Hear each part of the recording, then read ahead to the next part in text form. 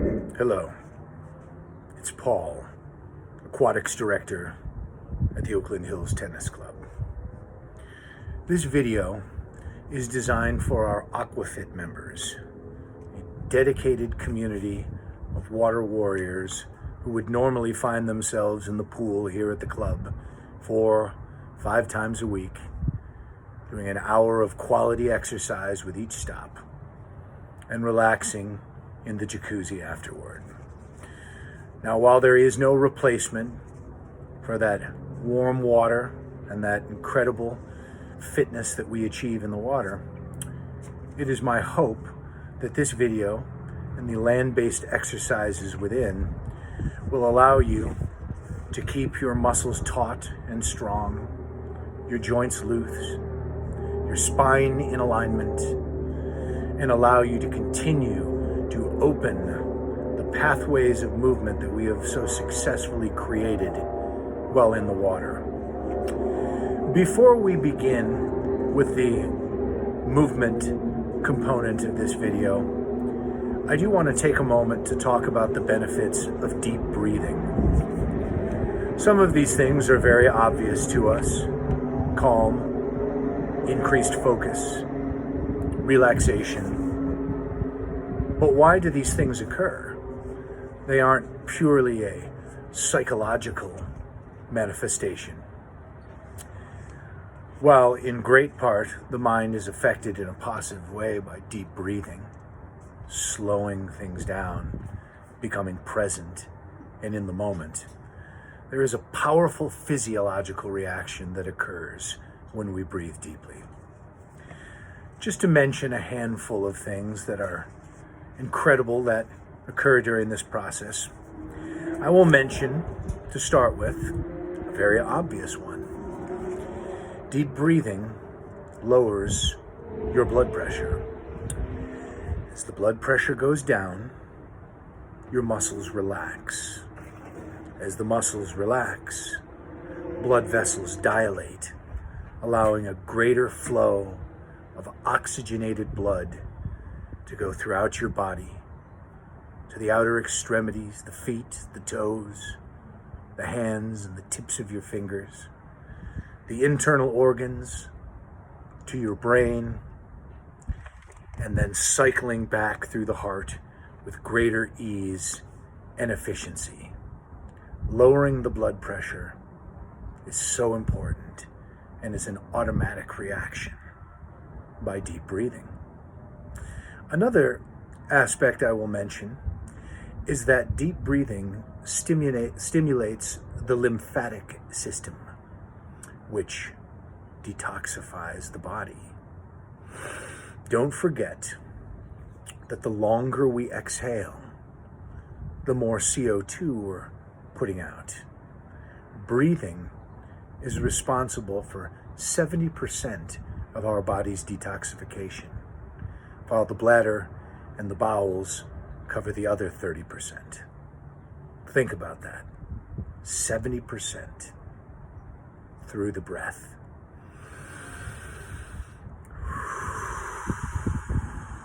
Makes you feel pure every time you do it, because it is purifying. Another positive result of dedicated deep breathing is that it improves digestion. Because our muscles are relaxed and because we are stimulating the diaphragm area with deep breathing, not breathing up high in our chest, the muscles that support the GI tract, the internal organs, relax and create on their own a massaging sensation. This internal, involuntary massage helps move through food through the digestive tract with greater efficiency, which eliminates bloating, constipation, and can also have a great effect on relieving abdominal discomfort. Finally, and most interesting to me, the last one I'm going to mention refers to the direct relationship between stress reduction, stress management, and deep breathing. When we feel anxiety, our blood pressure rises. When our blood pressure goes up, we're tense, our body creates cortisol, the fight or flight reaction within the body. This is not good. When you need it, it is, but you don't need it on a Tuesday afternoon on a pleasant walk down a trail. Deep breathing works not only to counter the cortisol reaction by relaxing our body and lowering our blood pressure. Deep breathing creates endorphins, just like exercise, which elevate mood, improve your immune system, and help to relieve physical pain. Deep breathing is an essential part of meditation. I always start with 2 minutes of solid deep breathing before I begin to shut down my mind and try to take everything back to ground zero. So that's all I'm going to say about breathing for now. But I strongly recommend, before you go to bed at night, when you wake up in the morning, any time throughout the day where you can step away from a situation, open your lungs, oxygenate your blood, lower your blood pressure, quiet your mind, and relax. Deep breathing is essential, and we should take the time to do it more than once every day. What I'm going to do now is I'm going to start with our very first physical movement of the video. This is a very basic neck routine, which will help send circulation and energy and relaxation to the muscles that support the cervical spine. It will begin to open up our body. It will begin to fuse our mind and our body, so we are absolutely aware of every single thing, no matter how small, every sensation that's happening inside our bodies as we begin to open up and exercise. So to loosen the neck, I'm going to make sure that the thoracic and lumbar vertebrae are likewise in their right position before we start to open up and realign the cervical. So I'm going to open my chest, slide my shoulders down as if my shoulder blades are slipping into my back pocket. I'm going to pull my belly button in, which moves my lumbar and tailbone forward ever so slightly. Now it feels like my spine is beautifully stacked, like a magnificent skyscraper. How do they keep that thing standing up? Just like that. Everything is so perfect right now. And when I've achieved, that perfection throughout the rest of the back, I'll use the breath to relax. And I'll begin to turn my head side to side. 1, 2, just like that. Side to side. After I've done 20 or so side to side and those muscles in my neck are feeling relaxed, there's no click, there's no tension, there's no tightness, I'm going to go extension, looking up,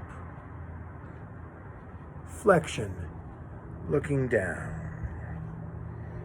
As I look up, I inhale, stretching the throat. Feel that stretch, opening the pathway of communication. And I exhale and relax, flexion of the spine, dropping the head in, dropping the chin to the chest, keeping the spine of the back long, elongated, pushing up, but relaxing through the neck so the weight of my head is dangling there like a ripe piece of fruit, ready to drop from a tree at any moment. Once we have gone extension, flexion, we're going to go lateral flexion, keeping my shoulders balanced as if I have a glass of water on either side and I don't want to spill a drop. I begin to tilt my ear down to my shoulder, just a subtle tilt. And from here, I'm going to look down at the corresponding armpit. 3 deep breaths in this position, relaxing, letting the stretch move all the way down into the upper back, and the trapezius, into the shoulder. roll the ear back to the shoulder, the head returns to neutral, and we do the same on the other side. Ear to shoulder, relax, tilt the head and look down at the armpit, and let go. And right back to neutral. So that's it on the neck. You do that 3-4 times a week, you'll absolutely will not wake up with a stiff neck in the morning. So now we're going to take it upstairs to the next level, and I'm going to show you a series of movements and exercises that we can do that utilize a stable base. In this case, I'm going to use the railing on the balcony of the Oakland Hills Tennis Club. You can do this with a solid, sturdy railing at home, or you can do it with a kitchen counter. It's a great place to work out if you have the space. You can use it with a fence post. Any place around your home, your property, where you have a solid, stable base to hang on to will be more than sufficient.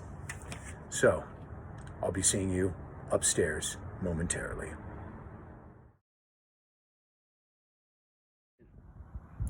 Well, here we are, up one level.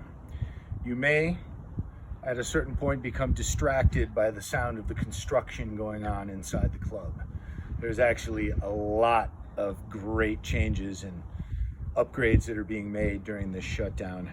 I personally have been very impressed at how focused the management team has been, and we're getting a lot done, and we're looking forward to a fantastic reopening. With that said, here's the aforementioned railing I was talking about.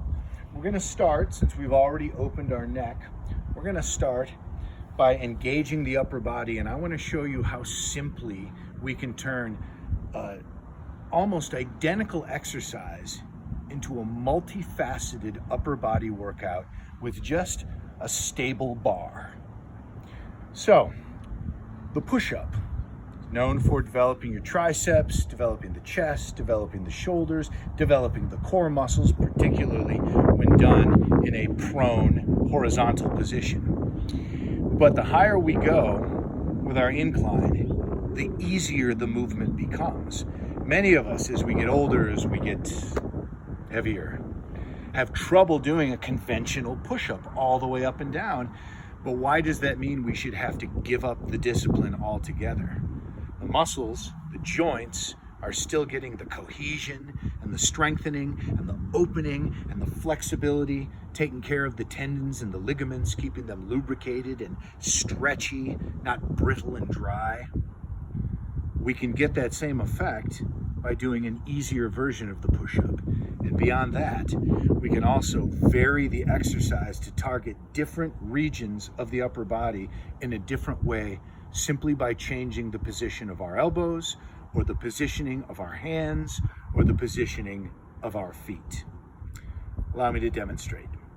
I'm going to start with a very basic, conventional one. I'm going to have my hands approximately shoulder width apart, maybe slightly wider, and I'm going to bring my elbows out to the side. This is a great warm-up push-up right here. Nice and easy. Now, since this is a very easy movement for me, at this incline, what I'm going to do is I'm going to really focus on pulling my muscles into the center line of my body, fusing my shoulders into my chest right to the center of the body. Likewise in the back. Everything feels like it's one giant muscle right now, as opposed to several muscles and joints working cooperatively together. I can incorporate breathing in, X. I can pull my abs in extra tight right now and squeeze the abs as I come up. There's so many different ways to vary this simple movement, and suddenly these muscles that would get tired if I was doing a more difficult version of the movement are starting to feel tired. So, next version, we're going to keep the hands about the same width, maybe bring them in slightly, and now rather than having our elbows out, which incorporates a lot of chest, we're going to bring the elbows in, and that's going to target the triceps and the front of the shoulder a bit more. Same movement, different position. You may notice when you do this, even if you have trouble with arthritis, problems with your wrist, there's really not a lot of pressure right now. You can position your thumb, grab hold with your fingers. There's other things you can also do. Whoops, I forgot what I was doing. Let's keep those elbows in there, Paul. Many things you can do to reduce and eliminate pressure on the wrist, but there really isn't much to begin with at all as we do these push-ups, simply because of the incline. So there's another version. Now we're going to separate our feet. We're going to separate our hands nice and wide. I'm not going to go that far down because that would be too much pressure on the shoulder. So I'm going to do like a half push-up right now. And again, I'm going to keep all of these muscles engaged, pulled in toward the center line of my body. Long spine, tight abs, pulled in. Nice wide grip. I'm going to widen my feet to support that width, and halfway up and down, halfway up and down. Nice and easy, so simple. All right, now we're going to take the opposite tack. We're going to do a diamond. We're going to bring the hands all the way in. This one is very, very difficult in a conventional push-up position. Up here, still kind of difficult, but attainable. There's my diamond, and elbows in nice and tight once again. I'm really feeling this one in the chest as I extend and straighten my arms. I squeeze the chest, squeeze the chest. I feel a wonderful lift there, and that line sort of reforming. I know it's in there somewhere, right there in the chest. So for those of you who would see this incline and say, well, that's far too easy for me, why don't we cut the degree in half and try it right here, run through those same movements. Suddenly we have, again, stable base.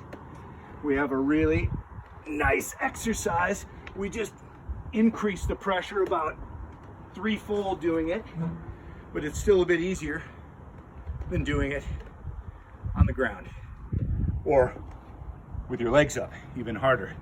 So there's a little general upper body series for the chest, for the back of the arms.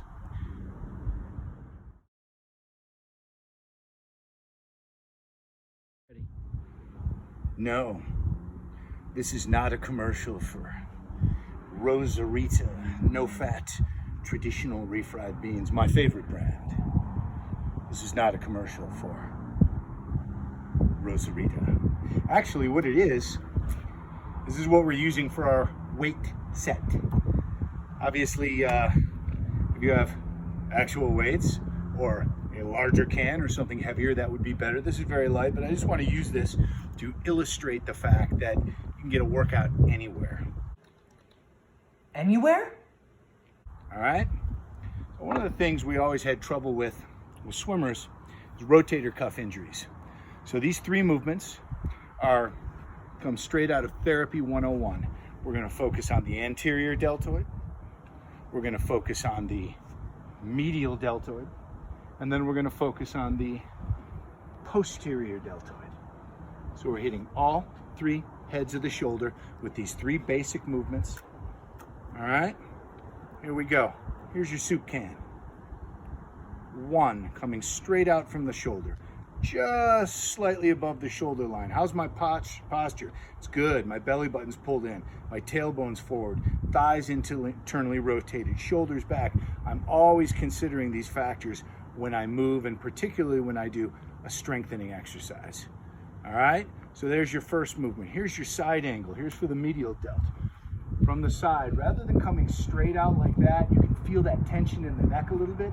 Bring the hand forward about 30, 35 degrees. Here we go. Right above the shoulder every time. This is that one that prevents rotator cuff injury. Be able to reach comfortably over your head. Boom. Boom. And then finally, we have the posterior deltoid. I like to lean into these. I like to try to get a nice, long, flat yoga back, so I'm not like this. Remember, anytime we build strength or pathways of movement, we want to do it with our body in its proper alignment, everything in its right place. So I don't even think about it. I check to make sure my feet are even. Where are they positioned in relation to my hips? How is my posture? So for this, That's the main focus. Tailbone in, back is nice and long and flat and straight, straight up. Go one arm at a time, do two at a time. And I can feel this not only in the shoulders, I can feel it right up into the center of my back. You can change the angle slightly with this one. Many little variations that you can do with all of these, okay? 1, 2, 1, 2, 1, 2. Bend elbow with a heavier weight. 1, 2. You bend the elbow, you start to pull it up into the traps a little bit more. Okay? Can of beans, soup can. We can make this happen. We can go beyond the can of beans. Now, next, we're gonna put our Rosarita, no fat, traditional refried beans. My favorite brand. We're gonna put them right here, and we're gonna start with lower body movement. Again, using our trusty railing for support, checking our posture, checking our alignment. I'm gonna do a basic ballet kick. Nice straight leg, nice and easy, coming out straight from the hip. But as I do this, I'm not leaning my body forward like that. I'm maintaining a nice long dancer's back. So this is a movement. You feel all these little muscles up there, the top of the thigh, engage. Going ahead and using the railing for support so I don't overwhelm my body. When we do these kinds of movements in water, obviously it's a much safer situation than any sort of land-based exercise where there's a risk of slipping, there's a risk of too much momentum knocking you over. There's all these different things. You can pull a muscle in your back from working too hard in your lower body. All these things can happen, obviously, that are far less likely to occur in water. So please do proceed with caution with a movement like this. But this is a very basic movement, and this will keep you walking well, long strides for years to come if we learn to use our abs in conjunction with the muscles in the lower body. And pulling the abs in every time. Pulling them in. You may not be able to see it, but I'm doing it. I'm feeling it.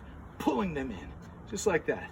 So that's a wonderful basic movement. Now, from that idea, let's take the leg now. Rather than starting with both my feet forward, like an Egyptian statue, right?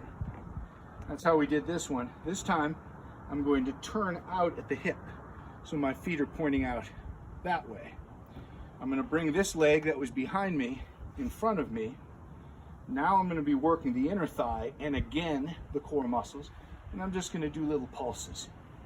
Little pulses. The standing leg is working by giving you support. So important to be able to have that stability. Up and down, all on the inside of the leg, right there. You can feel it right down into the pelvic region and so on. Rolling. Action. Another lower body exercise that I enjoy that is very basic, that will require, or at least it's a recommendation to use a railing for support, is just a conventional squat. So I'm going to do a regular squat, and then I'm going to do a plie squat in turnout. So with a regular squat, my feet will be about hip width apart, maybe slightly further. And I'm going to come down and I'm going to try to keep my heels down as long as I can, so I'm stretching the back of my leg, stretching the Achilles, stretching the calf. Go down there, and then I'm going to engage my rear end, my glutes on the way up, and then we're going to do it, second version, in turnout. I'm going to be doing a lot of turning out and turning in and turning out at the hip. You guys, all of you who take my class, know that I'm very pelvically oriented. Pelvis and spine, everything kind of revolves around that intersection right there. So we'll do a set in turnout and a set regular. So I'm going to go ahead and I'm going to use as much help as I can, because with this movement, I'm not trying to squat 500 pounds on a straight bar. I'm trying to increase my flexibility. I'm trying to take care of the joints, keep the knee healthy. I'm trying to keep my back in alignment. So I'm going to go ahead and take advantage of this nice, stable railing. Down and up, down and up. Hold on. down, and up, down. Now I'm able to go way low.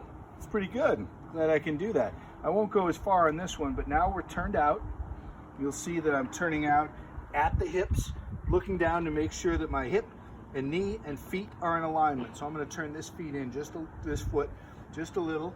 Left one looks good. I'm going to make sure my tailbone is pushed forward. Might widen my stance just a touch. The wider the stance, the easier it is to get down. And what I'm going to do as I come down, I'm going to try to avoid leaning in and pushing my rear end out. I'm going to try to really stabilize and come straight down. Now I'm feeling this incredible stretch in the inner thigh where we were working the inner thigh a minute ago with our standing kicks. Now I'm stretching as I come down and really engaging the glutes, squeezing back there, making sure these muscles feel like they're the primary engine for straightening me back up, not just the quadriceps, down and up. So again, just by changing the position of our leg, internally or externally rotating the thigh, it makes it a similar yet distinctly different exercise. That's incredible. So, next movement, I'm going to start to focus a little more in the back. So with these, and we talk about this in the swimming pool, but particularly on land, we want to be careful. We don't want to be in a situation where we hyperextend our back. So take it slow, and remember, always use a smaller range of movement in the beginning if you're unsure about an exercise.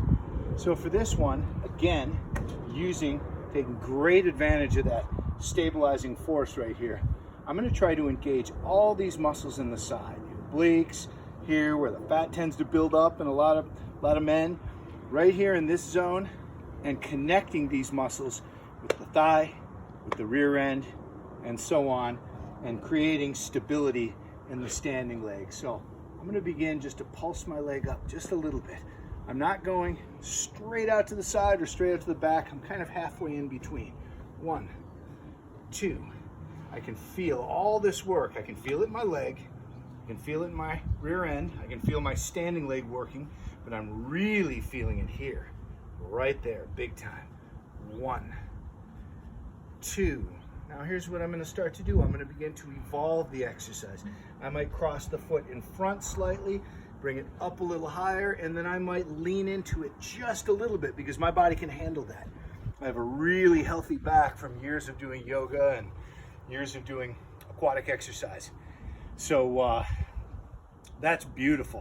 100 of those a day, and I just, I feel it instantly. Why am I not doing that every day?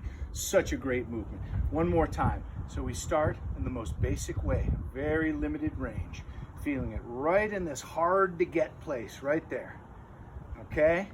Now I'm going to start to give it a little more, a little bend, a stretch in the waist, and then a strengthening, lengthening, strengthening, everything moving so nice, fluidly. 1, 2, 3, and then however many of those I'm going to do on that side, I'm going to go ahead and do the same number on my opposite side, and right there we've just hit various parts of the leg. You can do a modified version straight back like this. A lot of people you would see maybe working out with a rubber stretch cord, and with this one I'm not turned out at all. I'm not focused in here. This one's more in the center of the back. I'm going to try to keep my shoulders square, my hips square as well, and I'm just going to pulse up. Just going to pulse up and down. So I'm feeling this in the hamstrings, I'm feeling it in the glutes, I'm feeling it in the low back, not in a bad way, and I'm feeling it also in the glutes on the standing leg, providing that stability and that support. And I'm just pulsing it up, little half turns, whereas the one at the side, I was taking a larger range, a little more freedom with that movement. Well, I'm just in love with that one. So there we go. We got a front, we got a turnout, we've got a side, and we've got a back. One of the benefits of these kinds of basic movements, and never forget, everything can be modified.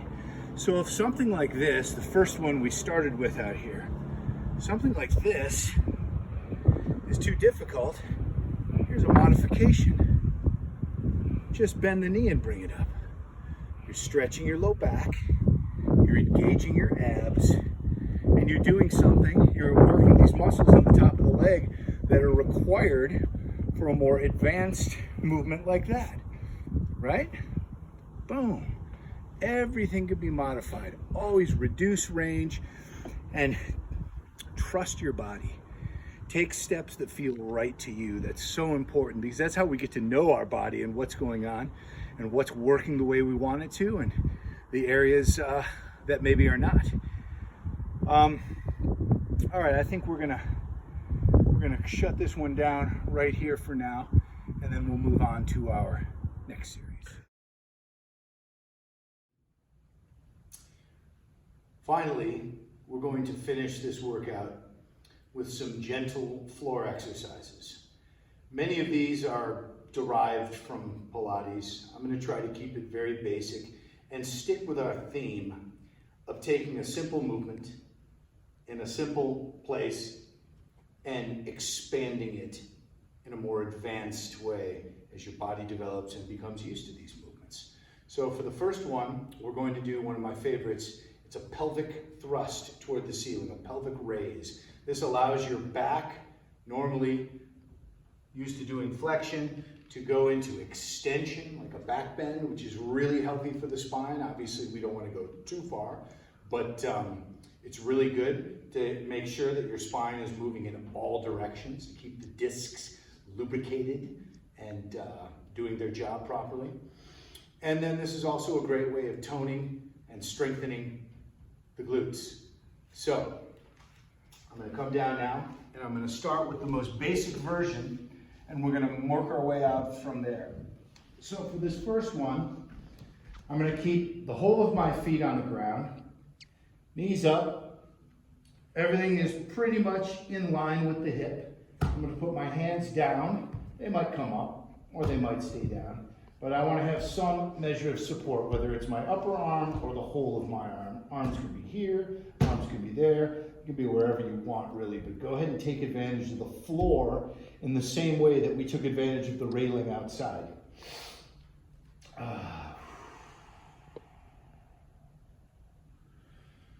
Always start with that nice deep breath. When I deep breathe like this in a supine position on the floor, it's usually because when I lay down, some sort of tension has come to my attention. Right now I feel it mainly in the upper left part of my back. So I might want to send a couple of healing, relaxing breaths to that area, and at the same time begin to bring my focus into center, just like we talked about at the beginning of the video. I think you guys know I'm a true believer in the power and purpose of deep breathing. Ooh. Oh yeah, that feels much better. Now I'm ready to work. Pelvic lift for 1. I'm going to squeeze the rear end every time I come up. Is 3. Is 4. Is 5. I feel it some in the hands. I feel it a lot right here, and I feel it a fair amount in my low back. Really stretching and strengthening the back. I love that. So that would be our most basic. Here would be the next movement. I'm going to bring my feet in a little closer to my body. I'm going to come up on the ball of my feet, and I'm going to do the tippy-toe version. In this position, I feel it a little less in the glutes and a little more in the back. Even going up into the middle of my back, not just the low back. And down. What I also like with that tippy-toe version is I tend to feel it on the inside of my thighs as well, and that's kind of a cool feature. Next one, I'm going to move my feet away from my body, a little farther out than where they started. I'm going to balance on my heels only and do the same movement. Is 1, is 2, is 3, is 4. Now, interestingly, in this position, I feel it a lot less in the back, and I feel it more in the glutes, and a whole lot more in the hamstrings. And then finally, The fourth and most advanced version of it would be, of course, to go one leg at a time. Here we are crossed over. Get my focus, try to keep the hips square, shoulders square, everything is balanced, and I begin. 1, 2, 3. Working the right glute and the left side of my back. And then, of course, you switch to the other side. That's a really nice series right there. I like that a lot. Abdominal. This is another very basic movement that can be evolved. Comes from Pilates, and this is dipping the toes in the water. So you're going to come up about a 90-degree bend. You're going to try to maintain that bend throughout the movement. And the easy, basic beginner version would be right toes, left toes, one at a time. Right and left. And I'm squeezing my abs, believe it or not. Squeeze and squeeze. Variation to make it a little bit harder. Perpetual motion. 1, 2, 1, 2, 1, 2, 1, 2. Another version, make it harder still. How about both at the same time?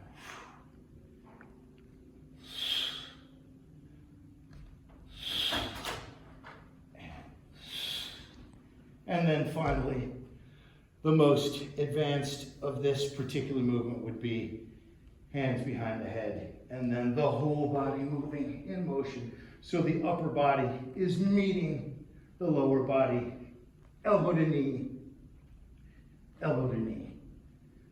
So that's a nice little quick abdominal series. 10 of each of those, 3 times a week. That's not much, but that'll make a world of difference. Finally, one last core movement I want to address is for the low back. And this would be very basic, classic movement. Find a Pilates class or possibly at a physical therapy office. Both hands, both legs, prone position. And I'm going to lift the right hand and the left foot. And then I'm going to lift the opposite. Always alternating sides, right with left, left with right. Right with left, left with right. And then, of course, Superman.